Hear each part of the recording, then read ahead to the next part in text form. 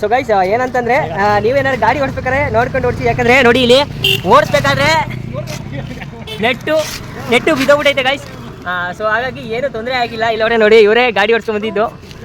ಸದ್ಯದಕ್ಕೆ ಅಲ್ಲೇ ಬಿದ್ದೋಗ್ಬಿಟ್ಟೈತೆ. But net ಸಿಕ್ಕಿಲ್ಲ guys.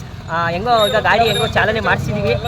ಇವಾಗ ಟೈಮು 8 ಗಂಟೆ 9 ಗಂಟೆ ಆಗೈತೆ ಟೈಮು. ಎಲ್ಲೂ ತೆಗ್ದಿಲ್ಲ, ಯಾವುದೂ ಸರ್ವಿಸ್ ಅಂಗಡಿಗಳು ತೆಗ್ದಿಲ್ಲ. ಹಾಗಾಗಿ ಸ್ವಲ್ಪ ನೋಡ್ಕೊಂಡು ಗಾಡಿಗಳನ್ನ ಓಡಿಸಿ. ಬರೇ ಎಷ್ಟು ತಿಂಗಳಾಗಿತ್ತು ಸರ್ವಿಸ್ ಮಾಡಿಸಿ ನಿಜ ಹೇಳಿ. ಸರ್ವಿಸ್ನ ನೀಟಾಗಿ ಮಾಡಿಸಿ ಅಂತ ಹೇಳ್ತೀನಿ ಗೈಸ್. ಸರ್ವಿಸ್ ಮಾಡೋರು ನೆಟ್ಟಿಗೆ ಮಾಡಿಲ್ಲ, 15 ದಿನ ಆಗೈತೆ ಅಂತ ನೋಡಿ ಆಗಲೇ. ಆದರೆ ಹಿಂದ್ಗಡೆ ಟೈರಲ್ಲಿ ನೆಟ್ಟೇ ಇಲ್ಲ. ಯಾವ ಸರ್ವಿಸ್ ಮಾಡಿದ್ದಾರೋ ಏನೋ ನನಗಂತೂ ಗೊತ್ತಿಲ್ಲ. ಆದಷ್ಟು ನೋಡ್ಕೊಂಡು ಓಡಿಸಿ. ಇವನು ಬರ್ತನ್ ಫ್ರೆಂಡ್ ಇವಣ್ಣ ಇವರೆಲ್ಲ ಒಟ್ಟಿಗೆ ಕೆಲಸ ಮಾಡ್ತಿದ್ದಾರೋ. ಸೊ ಹಾಗಾಗಿ ಎಲ್ಲ ಬಂದು ಹೆಲ್ಪ್ ಮಾಡಿದ್ದೀವಿ.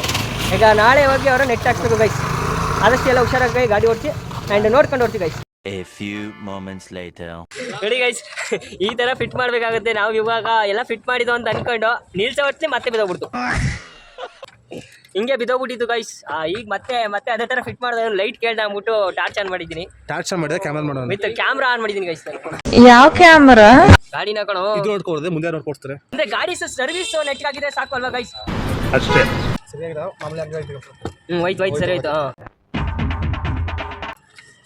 ಗೈಸ್ ನೋಡಿ ಮತ್ತೆ ಇವಾಗ ಫಿಟ್ ಮಾಡಿದ್ವಿ.